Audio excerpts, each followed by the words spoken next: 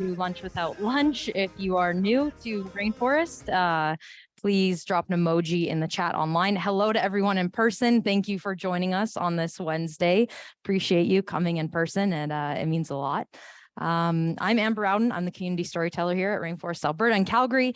We have Bridget Legault with us, who's the community manager in Calgary as well. And yeah, if you're new to Lunch Without Lunch in person, please raise your hand. Yay, we have new people. That's awesome. We'll come connect with you after and introduce ourselves and get to know you a little more. So I'm going to start with an introduction to Rainforest, and I'm going to start with a land acknowledgement. So in the spirit of reconciliation, we acknowledge that we live, work, and play on the traditional territories of the Blackfoot Confederacy, the Siksika, the Kainai, the Piikani, the Tsuut'ina, the Stoney Nakoda Nations, the Métis Nation, Region 3, and all people who make their homes in the Treaty 7 region of Southern Alberta and in Calgary. We also have in the Edmonton area, we acknowledge the traditional lands of the Treaty 6 territory of the Cree, Dene, Blackfoot, Saulteaux, Nakota Sioux, as well as the Métis. And if you're coming from somewhere else in the country or the world, please feel free to share your own land acknowledgement in the chat as well. And if you'd like to share your own land acknowledgement or reconciliation, we would love to have you share that with us. So please feel free to reach out to me and Bridget, and we'd love to have you share that with us, not only at Lunch Without Lunch, but any other time as well. So what is Rainforest Alberta? Well, we're a community of innovators, doers, dreamers, entrepreneurs, everyone working to build a culture of trust and diversity in Calgary and across Alberta. And one of the ways we do that is through this meeting, Lunch Without Lunch, and multiple other ways. And so I will play this video to kind of share what Rainforest Alberta is. What does it take to realize an idea, or for a seed to sprout? At Rainforest Alberta, we know the answer is rooted in trust. Traditionally, Albertans have cultivated their ideas in established systems. Inputs that don't fit these systems are weeded out. Opportunities for growth are missed. But now, Albertans want a dynamic landscape that can evolve organically, like a rainforest. At Rainforest Alberta, we believe a culture of trust is the fertile soil where ideas grow. Our budding innovation ecosystem is a network of relationships pulling each other up as they push forward in their own field. Trust breaks down barriers. An open, inclusive network increases collaborative innovation. Successful breakthroughs inspire new ideas. A cycle begins. Rainforest Alberta is a movement to amplify trust by cultivating honesty, inclusion, and accountability. How? Our social contract holds us accountable to demonstrate trust across the province. We meet to have honest conversations around collaboration. This leads to more inclusive spaces for everyone to fearlessly build new ideas together. By raising the standard of trust, Alberta's ideas, talent, and resources can be evergreen. Visit rainforestab.ca to sign the social contract and start growing together. So we use 6 pillars to guide our conversations and actions. We also use these 6 pillars to measure the scorecard each year, which is an assessment of our strengths and weaknesses and how we're doing in the Calgary ecosystem. Hi. We also use it in Edmonton as well to measure the strengths and the weaknesses there. And so the 6 pillars are culture, leaders, resources, engaged activities, policy and infrastructure, and role models. And they're all weighted differently. One that we focus on the most at Rainforest is culture at 30%. Our social contract that was mentioned in the video, these are 10 values. Hi, come on in. I'm good, how are you? They're 10 values that we live, work, and play by. They embody everything that we do. And we live, work, and play by them. And so if you haven't already signed the social contract, we ask that you scan that QR code and sign that. But moreover than just signing the social contract, we ask that you live these values and incorporate them into everything that you do each day, into the companies that you're building, into the conversations that you're having, and into the companies that you're building and relationships that you're building within the ecosystem. So we also have a digital community platform. And so it's all about the tacit knowledge that you can receive from other human beings. And so you can ask any question that you have, virtually anything. which is really cool about this digital community. And it connects you with real people that can answer these questions and have the knowledge to answer these questions. And it's about building relationships and building community. And we have now an anonymity feature. So you can ask a question as yourself, or you can ask a question anonymously. So it promotes psychological safety, so you don't have to worry about asking a question, feeling scared to ask a question. And yeah, it's all about being curious and being knowledgeable, sharing your knowledge with other people, having other people share their knowledge with you, and just staying curious about what's happening in tech or innovation or virtually entrepreneurship or anything. So if you haven't joined the community, please scan that QR code. Like, actually pull your phone right now and scan that QR code if you haven't joined. I'm not kidding. I'll give you like 2 seconds to get on there. And my challenge for you today is to ask a question. It can be something from the presentation today. It can be something that you're curious about, something that you're working on. Just ask, yeah, any question that you're curious about, and I'll give you a couple minutes. But we'll also throw that in the chat for people online, and you can find it on our website as well, and our social media. And one last thing, we have a community onboarding session on July 20th from 12 to 1 p.m. It's a virtual session. This is where you can get to know the Rainforest community a little bit better. You can get to know the faces behind the community, kind of what we're all about, the things I mentioned here, and kind of beyond the initiatives that we do. And so, yeah, we'll be hosting these more so maybe once a month, but join us July 20th if you're curious to know more and how you can get involved, volunteer, and be a part of the community. And so that's enough for me. I'm going to present who we have speaking today. And so I just want to take a moment and say that Lunch Without Lunch today falls on June 28th, which is a really cool date. It kind of marks the Stonewall Uprising, which is the gay liberal rights movement that took place in 1968, 69. Anyway, I just wanted to mark that special date, and I'm going to introduce the founders we have presenting today, Elle and Fiona of Biomirmir, and I'm very excited to have them share their story with us today.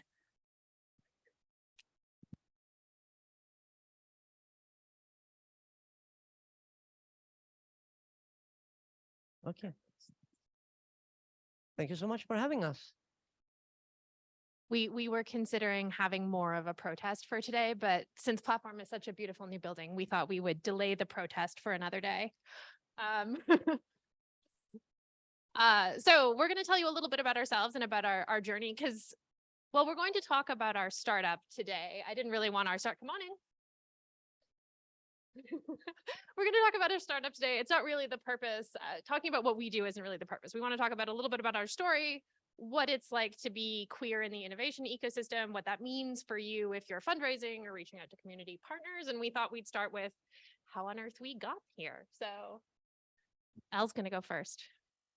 So I had kind of a long and winding path to where I was going, but I always kind of knew the end point. I always wanted to do a medical device specifically, and I chose my subjects accordingly ever since I started in gymnasiet in Sweden, which is like more or less the same as CEGEP is in Quebec.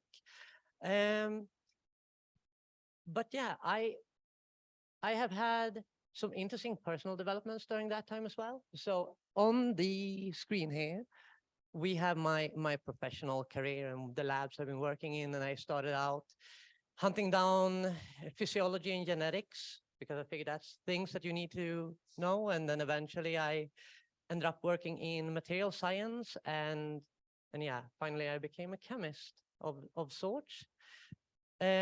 Most of that journey I was male presenting and mostly straight presenting, which is something that isn't true anymore. And I transitioned while I was in this general ecosystem in a lab that I had been for a very long time. So that came with some growing pains. This also was a period after me and Fiona had met. And as Fiona didn't mention, we are married. And so I transitioned after we had gotten married. And while we were still work colleagues working under someone else. So maybe you should. So obviously I have a lengthy history of being in science too. I remember going away to university and being like really envious of all of my friends who would go to queer bars, but I thought I was a straight person then. And so like I used to tag along and like that uncomfortable, I don't know if I should be there way.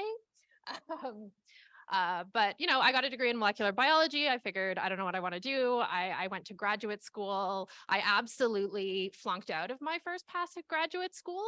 Didn't go great. All sorts of drama not related to like work or anything happened, but I think I was there for 5 years and I didn't so much as get a master's, let alone a doctorate. So that's not optimal. And I went to work for a small consulting company, and then I got offered this crazy job in Sweden.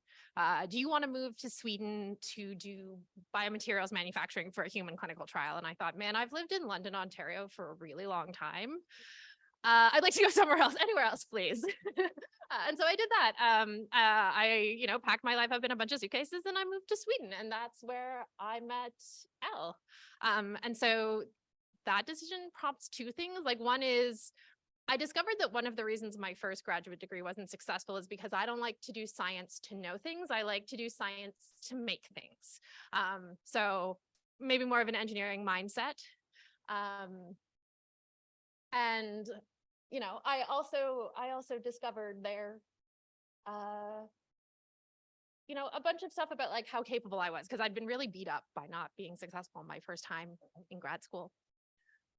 And so the research group moved from Sweden back to Montreal, and Elle and I were dating and soon to be married at that point in time. And on our 1-year wedding anniversary, Elle was like, I think I'm a lady. And this is probably the first time that I've talked about this publicly. And I was like, oh, and if you've ever thought in your head that you'll be awesome when your partner tells you that you're trans, know that I wasn't. I wasn't awesome, not immediately. It took me a while. And then I had a whole personal reckoning where I was like, well, then I guess this is the person I love the most in the world. I guess I'm queer and I'm going to cry at this. Yeah, so, and Elle doesn't do things by halfsies, and she left out the part where she was like, I'm going to write my thesis, fly to another country to get facial feminization surgery and do my physical transition to living as a lady, defend my PhD thesis, and move to Canada. She did this in like 4 months. This is like in 4 months, I'm going to do all of these things. And I was like, all right, we're on board. We're going to do this. It was a hell of a trick. Yeah. About this time, I went back to school to do my PhD in biomedical engineering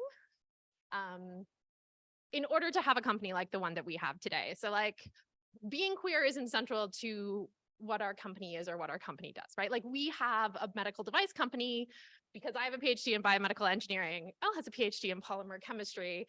And like, this is what we're good at. And one of the things I sometimes find a little bit frustrating in the innovation ecosystem is people want you to have a sad story, right? They want to be like, oh, you make medical devices, you make biomaterials for complex wounds. They want your grandma to have been sick, or they want, you know, like they want you to get up there and tell this really sad story. And for Elle and I, it's always been a little bit of a challenge because not that we are not compassionate, we don't care about people, but we do this because we're good at it. We do this because we come from the best groups in the world at this, and that's why we have a company.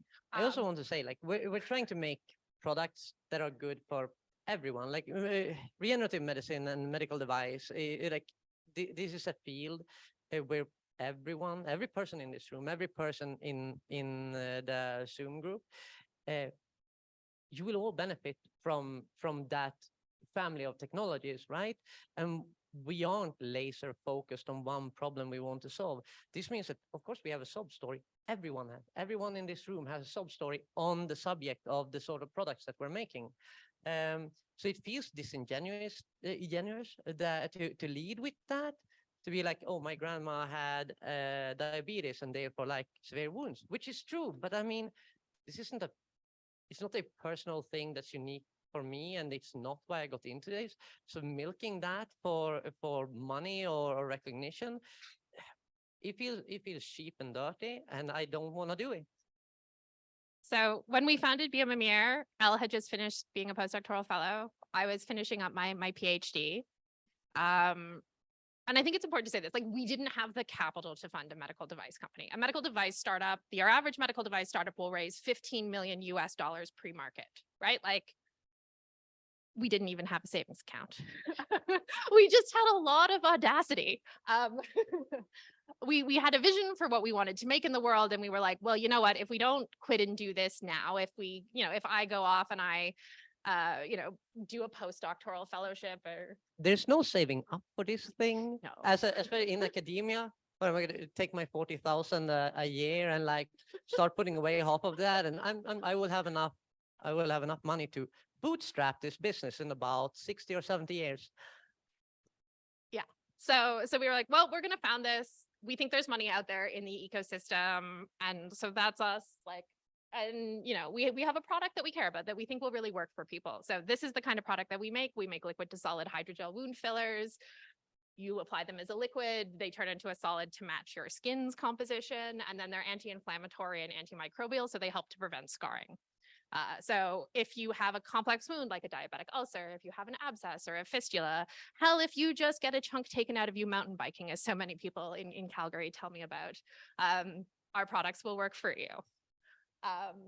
So we have our company. We're like, this is a huge market. I'm not going to give you our pitch, by the way, but we're like, we're well on our way to becoming a unicorn, right? Like, that's what we want to be. We're smart, we're determined, we're capable. We can go out there and do this. And we were like, isn't it wonderful that there's all of these social contract oriented, marginalized group venture capital funds out there? I'm sure we can find money from them. And the answer was absolutely not. The answer that we got from a lot of these capital groups was, that's a medical device company, that's regulatorily complicated. We don't do that. If we're a women founders oriented firm, we do like B2B SaaS, business to consumer products. We don't screw around with like complicated startups like that. Or if and the same thing happened when we looked at queer focused capital groups.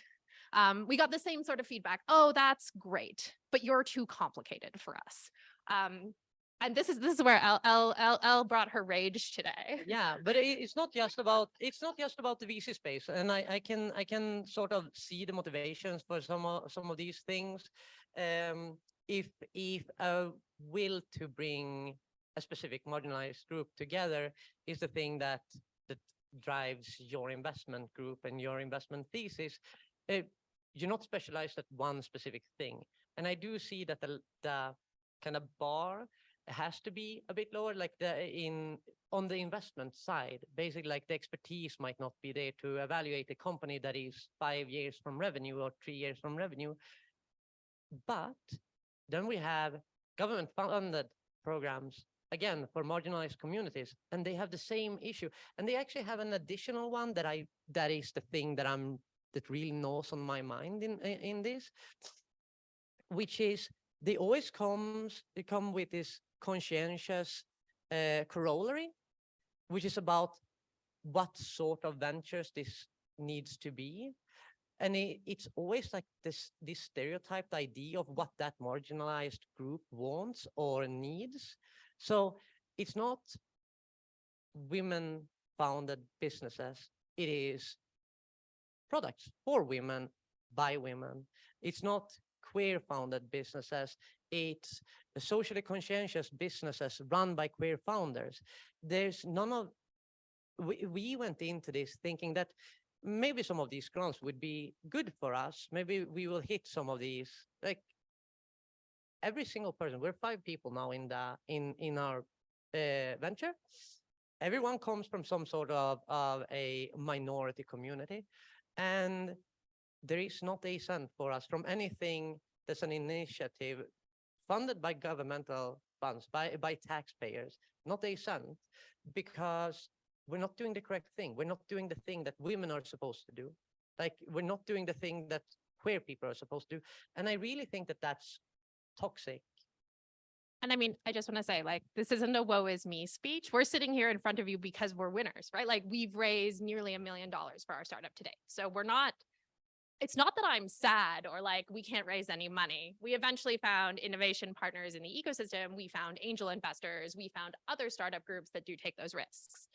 But I'm here to tell you that if you wanted to start a journey in innovation today, I would not assume that the firms that say that they are, interested in promoting diversity and things like that will necessarily be there for you, right? If you don't align with their theses, and most of their theses are outside of regulated industries like medicine, like pharma, like certain types of clean tech and energy, like, Well, there's another ironic thing there, which is femtech and the connection between femtech and female founders.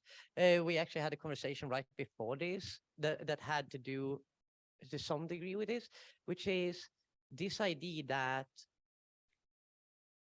gays for gays and women for women. And I think that is absolute bullshit. If 2% of VC money is going to female founded companies, and that's where we are putting like products for women, that's 2%. 2% of the money are going to technologies that are intended specifically for women or targeted towards women. And that is absolutely insane when that's half of the population. And you see the same thing, the queer population, it gets even more skewed in that. This idea that we should only fund queer people if what they're doing is directed towards the queer community, and we should only fund initiatives targeted towards queer communities if they are founded by queer people.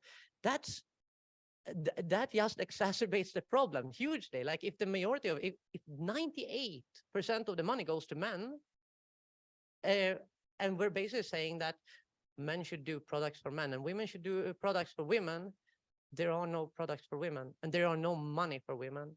And yeah, as I said, the smaller women in North America is like the least marginalized of any like supposed marginalized community.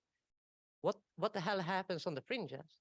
What happens when what you want to do is products for gay men or gay women or indigenous populations, etc., or immigrants? I mean, I end up in that group as well. Services targeted towards immigrants. If that's something that should only be run by immigrants, we don't have, then those businesses just don't happen. A couple of weeks ago, we were on Rainforest Alberta's podcast, and Brigitte asked us a great question, which is like, okay, so how do you fix this? Because I hate coming up in front of a room full of people and saying, this is this huge problem and we're super angry about it, without providing any insight as to what we think one would actually do to solve problems like this. And so I thought I would give you a list of some stuff that we as a company think about when we talk about fixing diversity and innovation and within our sphere of control. So what are some of the things that we can do? One is to look at the whole person when we're hiring. And I mean, there's lots of great initiatives around diversity in hiring, saying, Canada's got the 30-50 challenge or the 50-30 challenge, whichever way that goes. 50% women, 30% ethnic minorities on your board, in your management as a company. Canada has some barriers to this, though, that go beyond that. One is that as the most educated country in the world, we have let degree creep in hiring get to a point that is insane. And one of the things, and it's really hard, right? We run a medical device company. We hire scientists, we hire people, process engineers.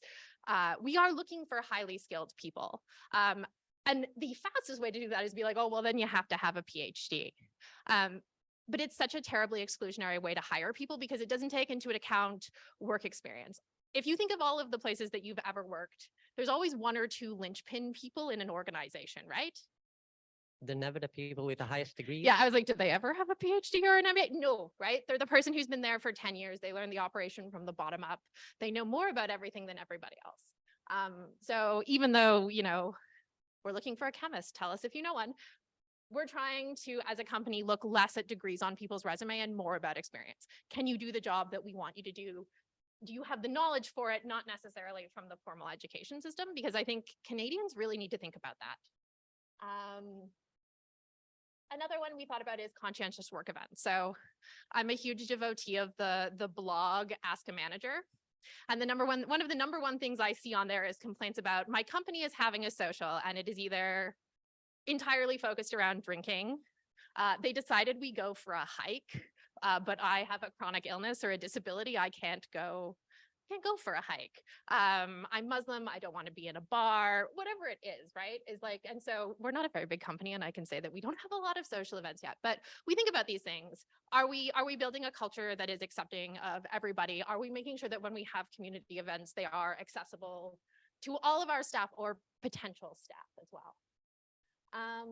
Another one we talked about was removing barriers to entry. And so what I mean by this is another thing I see really commonly is you need a shirt for work, but you have to buy it, right? We expect you to have a cell phone and be able to pay for it yourself. We as a company try to make sure that the only thing you need to show up with if you come to work that day is like yourself, pants and closed-toed shoes, because we work in a research environment. Anything else you need to do your job, we will give you. Because I don't want class. I don't want your personal finances to be a barrier to whether or not you can come work for me. I don't want your job to cost you money while you're trying to earn a living. Training our staff. So I've had a couple of conversations about this with people in the ecosystem, but we try to assume that we have to train our staff. Nobody wants entry-level workers anymore. Everybody's like, I want 10 years experience. Nobody wants to train their staff. We work in a specialty discipline. Even when we were academics, we had to train our staff. When I was a tech with only a master's degree, I was still training the postdocs on using our equipment and how to make our materials and how to do cell culture in our hoods. And like, you have to be. Also, I think this is a good way of making sure that the people you're hiring are the kind of people that are happy working in that sort of environment, in an inclusive environment, because I worked in this industry for 15 years now, and the reaction you get to that, to taking that postdoc, that person who's been working in the environment for a long time, and then putting them to be taught by the tech or by the master student or whatever it happens to be, if they take that badly, they're not going to do well in that environment. So it's an awesome litmus test. Now I'm giving it away though to potential future employees. The other one is to wear our pride. So I wore my resist shirt today for the anniversary of Stonewall. But we try to show up as queer in public spaces. If I wear a suit, if I go to a conference, if I pitch, I always wear my pride flag pin. I always lead with the fact that we're a couple, we're married, we're queer. We cannot be ignored in the ecosystem. We will be our whole selves in the ecosystem, and we'll be proud of who we are so that other people know that there's space for them here too. There are pragmatic reasons for that as well. And I think that should be shared, especially with the people who intend of getting into the business or creating a startup or working in a startup, which is, this is a good time to come out. Like, this is no, because if you don't, you will be stuck there, and you will be stuck working with people and being invested in by people that you don't want to work with in the long term. You do not want to have an investor that dislikes the fact that you're out and proud about it, and that you actually take your inclusivity, policies seriously. If you have an investor like that, it will make life really painful in the long run, and it will hurt your future employees. So don't run the closeted business, because you will create partners and you will benefit people that you don't want to partner with and that you don't want to benefit. Yeah, I mean, I'm sorry, if you were hoping to come here about, I guess, like microaggressions against us as queer founders or aggression, we haven't dealt with a lot of that as founders, but that's mostly because we come in with a pride flag. So we lead pretty heavily with female founded, queer founded. So people who don't want to partner with us usually, are scared off before we have to talk to them. And I try to always be the most aggressive person in the room. Yeah.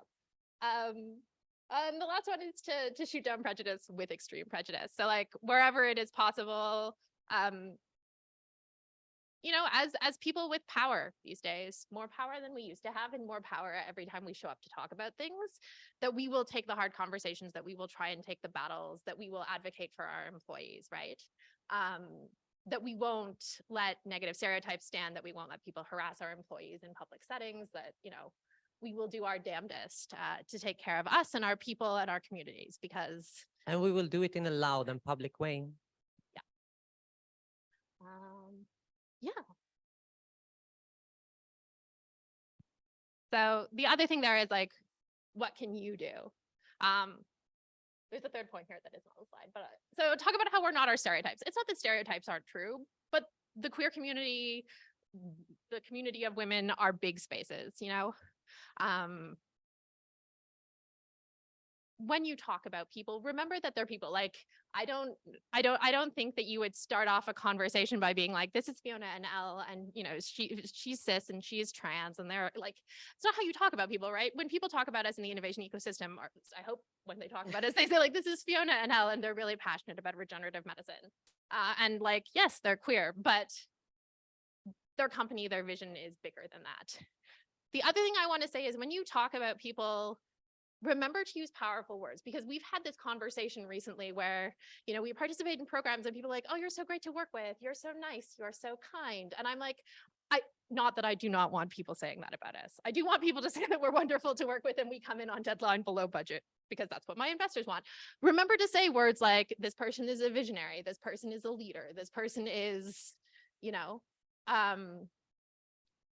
strong and capable and has, you know, is a powerful person, because how you talk about people in the broader scheme of things really matters. So don't underball the people that you know in the innovation ecosystem with their marginalized group. Talk about them the same way. Talk about them like they're Elon Musk, you know, or Bezos, or you know.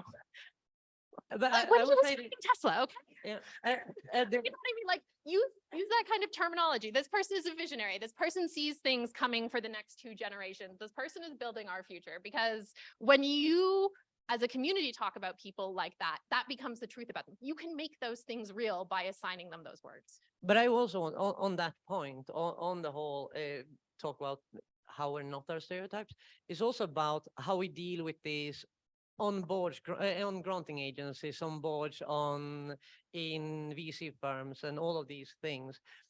The things that Fiona, the words that Fiona were bringing up are actually really important in this, which is some of the positive stereotypes that people end up having about certain minorities. They sound nice, but they come from a really bad place. Like I see a lot of things about queer people as being egalitarian and kind and all these things, but they're cold. They don't actually mean that. That means they're meek, they're weak, they're not going to take the things they want. They're not going to build the massive things. They're not going to be aggressive when that's needed. Like, they come from a negative stereotype about queer people. Basically, they were created because of it being a marginalized community. And I see those same stereotypes about the most marginalized communities, which is more or less, oh, but they're so nice. They're so easy to work with. But that's because they've had to keep their heads down. It's not because you just random chance just happen to group kind people and queer people. We're just people, just as kind or mean or cruel or strong as anyone else. But we code these behaviors that come from institutionalized abuse of the groups, and then we call that, you know, then we call the group kind. But what an investor will hear is not that they're kind. It's not that they don't have the go get it attitude that's required to make it in the business. Don't use those words, or at least don't lead with those words when you talk about those communities. Talk about pragmatic things, actual tangible things that are being achieved, because those are the things that matter, and those are the things that will, you know, bring more people out of the closet, bring more queer people, and bring more women into the innovation ecosystem, and make people that take that step to get into doing the things that we're doing. And remember this when you're the one making decisions, because it's really easy, I think, to forget, right? When you're no longer the scrappy underdog, when you work for the mechanism of this, when you're the venture capitalist, when you run places like Platform, when you run places like Innovate, don't forget that you used to fight for this. don't forget that that struggle is changing all of the time, right? Like Elle and I can't, there's intersectionalities out there in terms of this that Elle and I as white people obviously can't speak to, right? Like we can talk about being queer, we can talk about being women. There's lots of other things here. But remember that when you're in a position of power, make referrals, do the thing where you make sure your panels on diversity are diverse. Make sure if you're hosting a conference presentation that you're saying or recommending people that you're actively recommending people who come from diverse backgrounds, who can provide diverse perspectives, right? You have a lot of, when you get to be a decision maker in an ecosystem, remember to use that power responsibly and try and uplift people who can't do it for themselves. But I also think if you know these people, everyone has someone in their extended network that has influence in at some level, like if it's at the university or at the governmental funding agency, or if it's an investor, an angel, or whatever it happens to be. And some of this is, if you hear someone stereotype people who need that agency's support, even if that is this cutesy way, like call them out on it and ask them about the other properties this person or this venture has.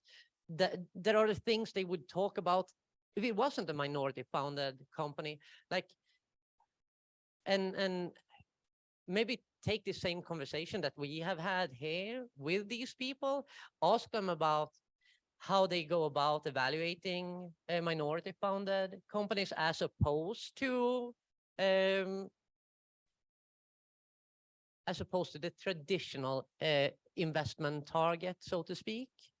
Yeah. I had one last thought that's not on the slide. And it's sort of like build the relationship, don't take the first impression. One of the things that I learned a long time ago is that people think that people who are in positions of power in ecosystems, who are highly visible, are super nice, super friendly, in control of themselves, you know, and if they're not giving you attention, it's because they don't like you.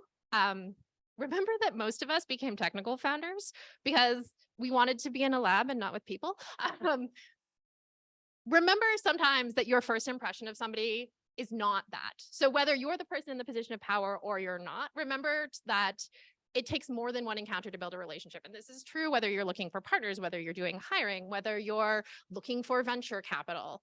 We do much better when raising money with venture capitalists who take time to get to know us, who have a long process. And some people think that's frustrating, like, oh, it's going to take you 6 months to do due diligence. But no, that's great, because that's so much time for us to have conversations, for you to learn who we are beyond our LinkedIn page, right? I think you have to take that out into the world, right? Try and build relationships with people beyond their LinkedIn page and your LinkedIn page, beyond a first impression where on a day where like maybe they were having a bad day, or maybe they were really busy, or you don't know what's happening, right? So try and give people second chances, try and build those relationships. Try not to assume that if people blew you off, it was about you, because it was probably about them. And I think that like that's part of Rainforest social contract, right? But like, I think that that approach to giving people more than one chance there is probably really helpful in terms of building a successful ecosystem and making this a place where everybody wants to work. Yeah, well, that was the end of this. So yeah. Now for questions. We have a question over here.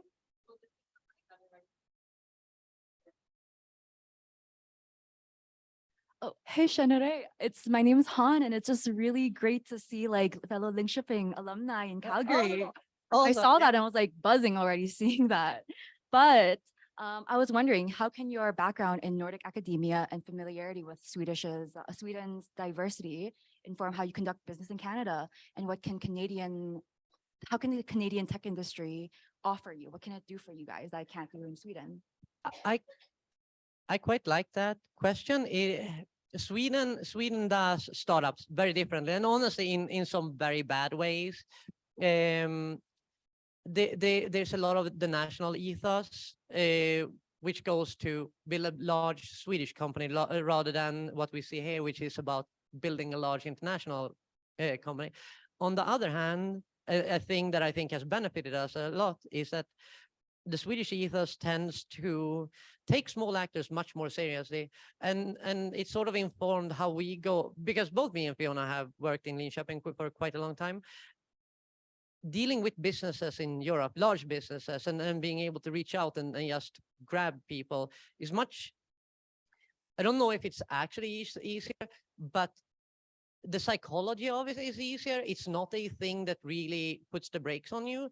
So like, I'm willing to call up an executive of TA or Waters or whoever, J&J, because that's just how I'm used to navigating the ecosystem. And I do think that really, that has benefited us. It keeps benefiting us, and it's how we will do things. Do we have any other questions in person? We'll go here and then there. Thanks for the great presentation. So I just wanted to ask about your savings and funding and how you didn't start off with it. So did you get a financial advisor, and when did people start giving you funding? Like, is it when you had a hardware project or a product, or did you have like a software product, like a prototype? Like, when was it that people started getting involved in the process?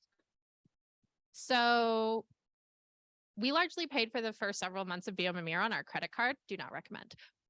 But like, let's be honest, that's what we did. We were like, well, we'll just hit my credit card limit until somebody funds us. So our co-founder, Ben, who's not here because he works out of Toronto, was actually also our first investor, and we met him through Creative Destruction Lab. So he was really the first person who gave us capital that allowed us to really start building a prototype. But he also raised our first like $220,000 in angel investment, mostly on our dream. And so like, I won't tell you that that's the easy thing to do. We had a much easier time getting like institutional investment once we had a working prototype, once I had studies to back that up. But yeah, we haven't had a financial advisor. We're in the process of onboarding a new fractional CFO. But up until this point, we've largely relied on the fact that prior to this, I ran a 15-person research group for logistics and purchasing and stuff like that. So.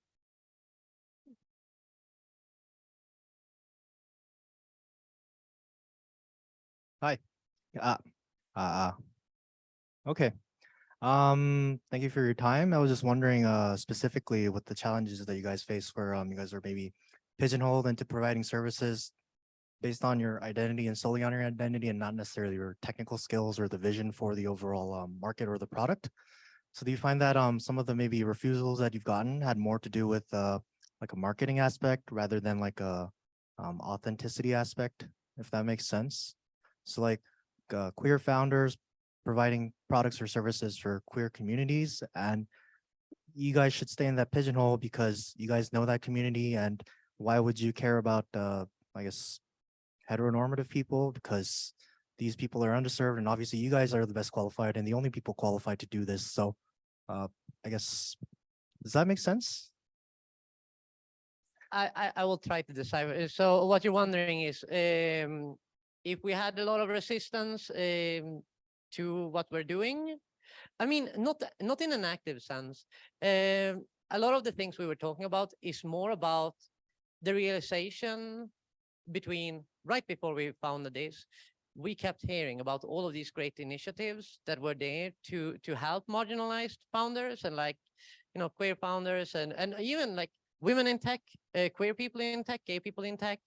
And then we founded a company and we found out what that means is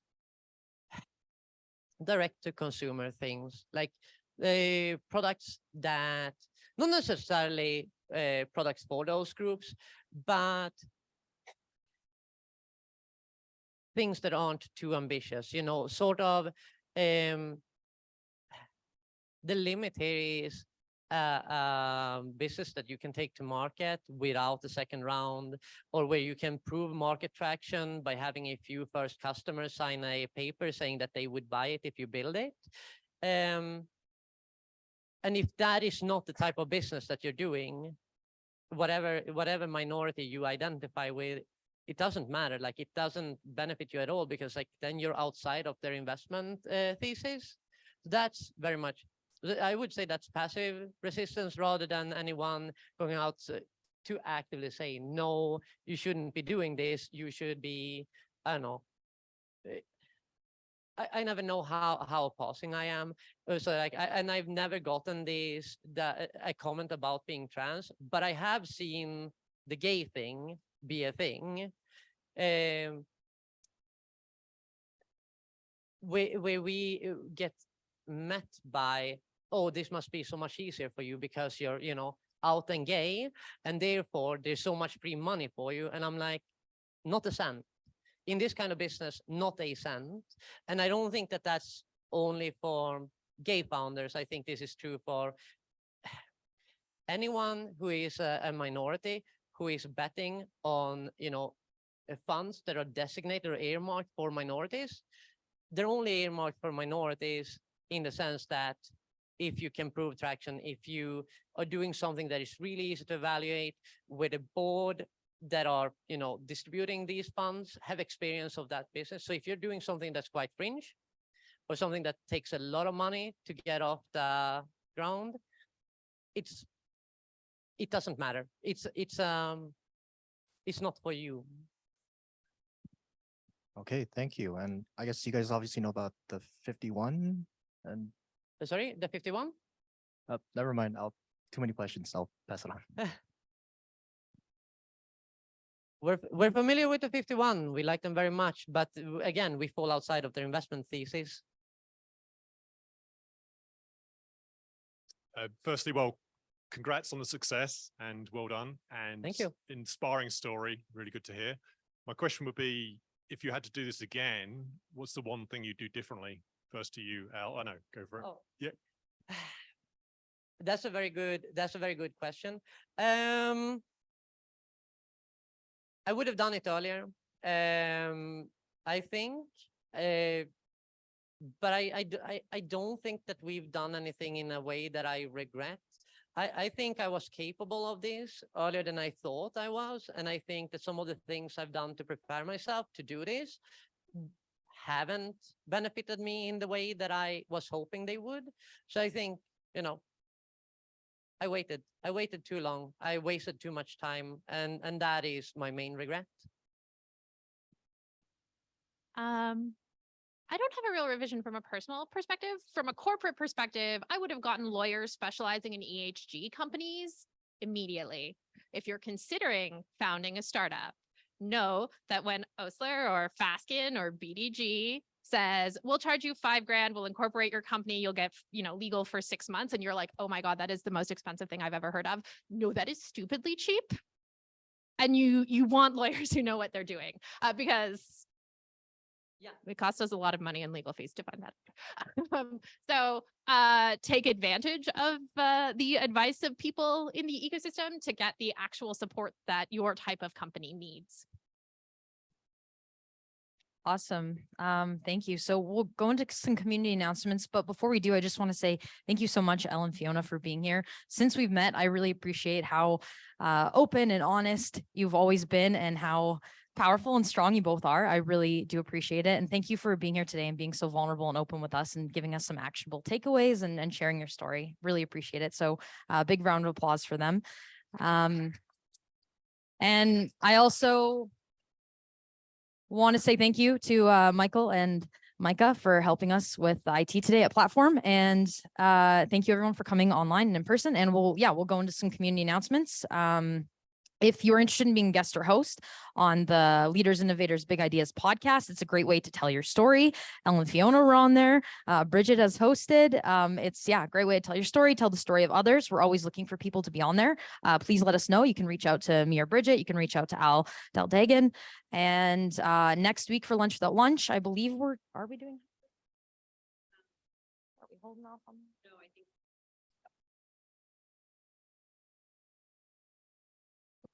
We are doing hybrid. Okay, cool. We're going to the Open Learning Lab, which is in the Bow Valley Square, Building 2. Details will be on our website, which the link, if you had trouble with that, it should be fixed. It'll be on our social media. So join us in person if you can. We would love to have you there. And I think that's it for me. peek into their space. So it's not opening until August, but we're going to get to experience it next week with Talent Tech YYC, which is a group working on work integrated learning across the city. And it is July and August, so we do understand that it's summer and people are out of town. But if you are around town over the summer weeks, we strongly encourage that if we're in person or hybrid, that you come in person. When we're at other locations other than our friends at Platform, we can, have technical issues and whatnot. And it's just a nice little check-in over the summer to see your innovation buds. We also will be doing a bit of a nature walk, I believe the week after. So check that out. And we're going to be demystifying AI with a local AI company, and lots of great stuff still happening over the summer. So even if you're on holidays and you want to just tune in for 1 hour and check out what we're chatting about, please do, because we can have lower numbers, but there's still some great content to go. The month of August, we're going to be learning about the technology access centers that exist across the province. There are 8 and 60 across the country. They all specialize in really incredible areas of innovation like oil sands, sustainability, manufacturing, and all of these facilities are available to Albertans to build startup products. So there are others, obviously there are 8 in total, and they'll be presenting throughout the months of August and a bit into September. So lots of good stuff on the docket. Please keep coming through the summer and keep connecting. Have a great day. Yeah, are there any community announcements in person? Okay, cool. Well, if there are, just reach out, we'll share them, and yeah, let us know. And we're going to go into networking. So if you can, stick around, network, get to know one another, make a new connection. And yeah, thanks for coming. For the online people, I will open one session of breakout rooms online. So if you want to stick around and connect, and then you can just hang on for however long we keep the Zoom open, probably 1:15. So I'll open those up for you all here now.